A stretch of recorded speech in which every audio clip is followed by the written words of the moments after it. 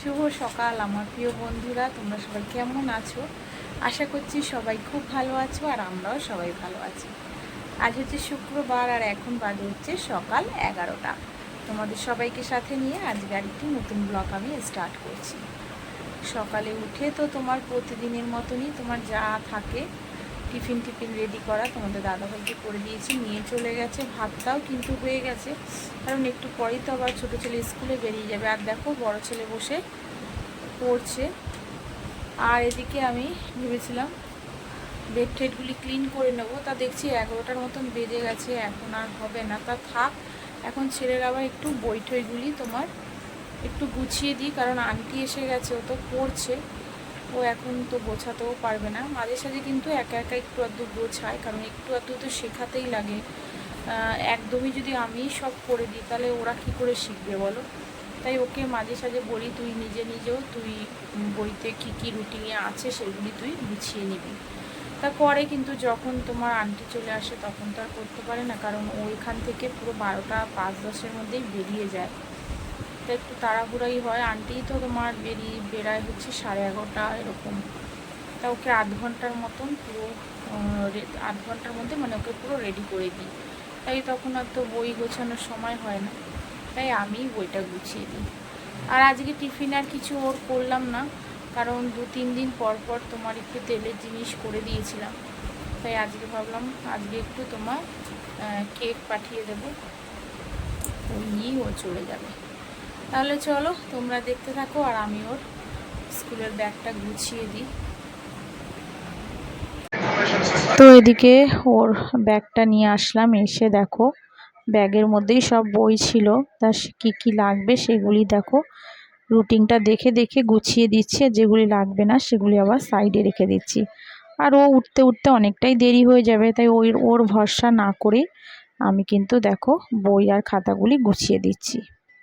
আর ও যখন উঠবে তখন কিন্তু অনেকটাই দেরি হয়ে যাবে, তাই ভাবলাম থাক আমি গুছিয়ে দিই। আর এদিকে ওর ব্যাগটা গোছানোর পরে খাটের চাদর টাদরগুলি একটু তুলে দিলাম, কারণ কাল থেকে আবার আমাবুঝি পড়ে যাবে, আর ওপরের চাদরটা খুব নোংরাও হয়েছিল, তাই ভাবলাম দুটো চাদরই তুলে দিই। একটা চাদর আমি কেচে দেবো, আর একটা চাদর মাসিকে বিকেলে দেবো, মাসি কেচে দেবে। তা সেরকমই করেছিলাম। আর দুটো চাদর দেখো, ওই চাদরটা পেতে দিলাম, বেডটা আগে একটুখানি ঝেড়ে নিয়ে চাদরটা পেতে দিলাম, আর উপরের চাদরটাও দেখো পেতে দিচ্ছি। আর কাল থেকে সেরকম ধোয়া কাচা তো শাশুড়িও করবে না, শাশুড়ি পুজো টুজোও কাল থেকে দেবে না, আমি একটু আধটু দেবো। আর সবচেয়ে বড় কথা, আগে আগে শাশুড়ি যেন এই আমাবস্যাতে পুজো দিতে দিত না, আমাকেও বলতো না থাক দিও না। তা আমি বললাম আগে যখন তুমি একা থাকতে তখন তুমি দিতে না, কিন্তু আমি তো এখন এসে গেছি, আমি তো দিতেই পারি। তা আমার মাও বলে যে যাই হোক, তোর শাশুড়ি না দিক, ঘরের ঠাকুরকে ওরকমভাবে রেখে দিবি, তুই দিবি। তা আমি আমাবস্যার এই 3-4 দিন কিন্তু আমি ঠাকুরটা সকালের দিকেও দিই, বিকালেও সন্ধ্যা টন্ধা দিই। অনেকে আছে শুনেছি নাকি ঠাকুর এরকম পুজো দেয় না, কিন্তু আমি ভাবি ঘরের ঠাকুরকে পুজো না দিয়ে কি এইভাবে রাখা যায়? হ্যাঁ, অনেকের ঘরে প্রবলেম হতেই পারে, কারণ একা অনেকেই ঘরে থাকলে তাদের লোক থাকে না, তখন দিতে পারে না, সেটা অন্য কথা। কিন্তু যখন আমি ঘরের বউ যখন আছি, তখন আমি কেন দেব না? শাশুড়ি দেবে না, আমি দেব। তা আমি কিন্তু তোমার এই 3 দিন একটু পুজো টুজো দিয়ে দিই। আর নাহলে তোমাদের তো আগেই জানি যে শাশুড়ি কিন্তু পুজো টুজো সন্ধ্যা সন্ধ্যা বেশিরভাগ সব সময় শাশুড়ি দেয়। এক হচ্ছে শাশুড়ি না থাকলে তখনই কিন্তু আমি দিই। আর এদিকে দেখো ঘরটা মোটামুটি পরিষ্কার করে নিয়ে তোমার আমি কিন্তু রান্নায় চলে এসেছি। এদিকে করছি ডিমের ঝোল করব। তোমাদের দাদা ভাই কালকে রাত্রে বলেছিল যে কালকে আর বাজার করব না, তুমি তা একটু ডিমের ঝোল করে নিও। তা যেদিনকা বাজার করে না, ও রাত্রের দিকে কিন্তু বলে দেয় যে বাজার করব না, তাই জন্যে আগে আগে একটু রান্নাটা হয়ে গেলেও ভালো। তাই যখন তোমার বেডটা ক্লিন করছিলাম তখনই আমি তোমার ডিমটা বসিয়ে দিয়েই ঘরের কাজ করতে গেছিলাম। আর এসে দেখি ডিমটা সিদ্ধ হয়ে গেছে। তা ডিমগুলি একটা একটা করে ছাড়িয়ে আগে কিন্তু ডিম আলুগুলি ভেজে নিয়ে তারপর দেখো এবার আলুগুলি দিয়ে ভালো করে একটু কষিয়ে নিচ্ছি। আর এর মধ্যে তো জানো একটু পেঁয়াজ আদা আর দিয়েছিলাম একটা টমেটো, রসুন দিইনি, আর একটু জিরে আর তেজপাতা ফোড়ন দিয়েছিলাম। ভালো করে কষিয়ে নিয়ে আর দেখো কালারটাও কত সুন্দর এসছে। আমরা কিন্তু অন্য কোনো মশলা ব্যবহার করি না, মানে অনেকে আছে যেমন কালারের জন্য কাশ্মীরি লঙ্কা দেয়, আমি কিন্তু দিই না। আমি কুকমিরই তোমার মশলা ব্যবহার করি। কুকমির তোমার জিরের গুঁড়ো বলো, হলুদের গুঁড়ো, লঙ্কার গুঁড়ো, আমরা কুকমিটাই ব্যবহার করি। দেখো কত সুন্দর কালার এসছে, অন্য কোনো মশলার কালার কিন্তু দিতে লাগে না। দেখো এমনি কত সুন্দর কালার চলে এসছে। আর এরকম তোমার লাল লাল ঝোল খেতেই কিন্তু তোমাদের বলেছি তোমাদের দাদাভাই ভীষণ ভালোবাসে। আর এই কালার যদি একটু অন্যরকম হয়, ধরো আমি ভাবলাম যে আজকে একটু কাঁচা লঙ্কা দিয়ে করব। কাঁচা লঙ্কা দিয়েও তো অনেকে ভালো খায়, কিন্তু কাঁচা লঙ্কা দিয়ে যদি একটু করি আর রং যদি একটু তোমার উল্টোপাল্টা হয়, তাহলেই বলবে, আগে খাক চাই না খাক, আগেই বলবে কালার মানে তোমার ঝোল ভালো হয়নি, এরকম বলে দেবে। তা যাই হোক, দেখো ডিমটা কষিয়ে জলটা দিয়ে দিলাম। আর আজকে জানো তো খুব বেশি রান্না করব না, কয়েকদিন যাবৎ যা গরম পড়েছে আর ঘরে ছেলেরাও সেরকমভাবে ভালো খাচ্ছে না, তাই একটু অল্প অল্প করে রান্না করছি।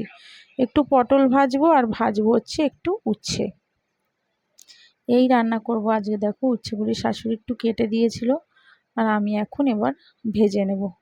আর এটা ফুটছে একটু, তোমার আলুটা সিদ্ধ হয়ে গেলেই ডিমগুলি দিয়ে দেবো। তো বন্ধুরা, কি রান্না করলাম সেটা শেয়ার করিনি, তোমাদের সাথে শেয়ার করে দিচ্ছি। এটা হচ্ছে ডিমের ঝোল, এটা হচ্ছে আলু ভাজা, এটা হচ্ছে পটল ভাজা, এটা হচ্ছে উচ্ছে ভাজা, আর এটা হচ্ছে তোমার আমড়ার ডাল। টক ডাল করেছিলাম, কারণ তোমার আম তো এখন পাওয়া যাচ্ছে না তোমরা জানো, তো আমড়া দিয়েই করেছি টক ডাল। আর এটা হচ্ছে তোমার, এটা দুটো ডিম রয়েছে, এটা হচ্ছে রাতের জন্য তুলে রেখেছি, আর এটা হচ্ছে তোমার দুপুরের। আমি আর শাশুড়ি খাবো তাই রয়েছে, বড় ছেলের আর তোমার দাদাভাইয়ের খাওয়া হয়ে গেছে। আর ছোট ছেলে যখন খাবে তখন এখান থেকে নিয়ে একটু খাইয়ে দেব। তো চলো দেখো, এই রান্নাই করেছি, আর বেশি কিছু আজকে রান্না করিনি। আর দুদিন ধরে সব রান্না তোমাদের সঙ্গে সেরকমভাবে শেয়ার করতে পারছি না। তো চলো আবার দেখা হচ্ছে তোমাদের সাথে বিকেলে।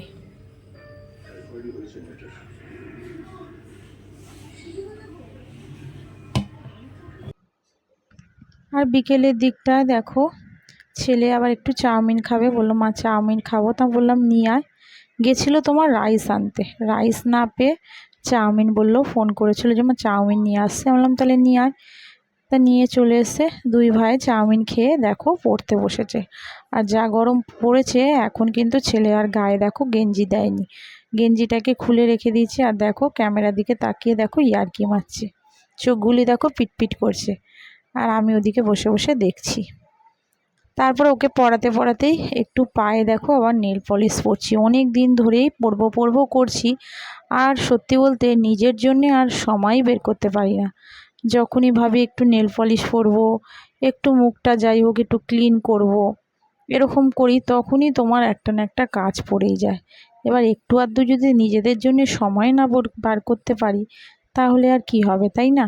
তাই ভাবলাম না, এখন তো ওকে বসে পড়াচ্ছি, ও তো একটু পড়ছে, আমি বসে বসে একটু নেল পলিশটা পরে নিই। তাই দেখো নেল পলিশটা পরে নিচ্ছি। আর ওদিকে তোমার শাশুড়ি বসিয়েছে ভাত, ভাতটাই শুধু রাত্রে করতে হয়, আমাদের তো মোটামুটি সব রাত দুপুরবেলার দিকেই সব হয়ে যায়, রাত্রে সেরকম আর কিছু করতে হয় না, শুধু ভাতটাই করতে হয়। তাহলে চলো, এতক্ষণ ধরে যারা আমার ব্লগটা কষ্ট করে দেখছো, তোমাদের সবাইকে বলছি, তোমরা যদি আমার চ্যানেলটা সাবস্ক্রাইব না করে থাকো, প্লিজ আমার চ্যানেলে একটা সাবস্ক্রাইব করে আমার পাশে থেকো, আমাকে একটু এগিয়ে নিয়ে যেতে সাহায্য করো। তোমাদের একটা সাবস্ক্রাইব, একটা কমেন্টস, একটা লাইক আমাকে কিন্তু অনেকটা উৎসাহ দেয়, যাতে আমি পরের ব্লগগুলি যাতে ভালোভাবে করতে পারি। তাই তোমাদের বলছি একটু প্লিজ আমাকে সাহায্য করো। আর যারা করে রেখেছো, এত ভালো ভালো কমেন্টস করো, তাদের তো অসংখ্য ধন্যবাদ আর অনেক অনেক ভালোবাসা। তোমরা আমার পাশে এইভাবেই কিন্তু সব সময় থেকো, আর আমিও তোমাদের পাশে সব সময়ের জন্য থাকবো। তাহলে চলো, আজকের মতন ব্লগটা এখানেই শেষ করছি। তোমরা সবাই ভালো থেকো, সুস্থ থেকো, সাবধানে থেকো। আবার দেখা হচ্ছে তোমাদের সাথে আগামীকাল আরেকটি নতুন ব্লগের সাথে। তাহলে আজকের মতন সবাইকে টাটা।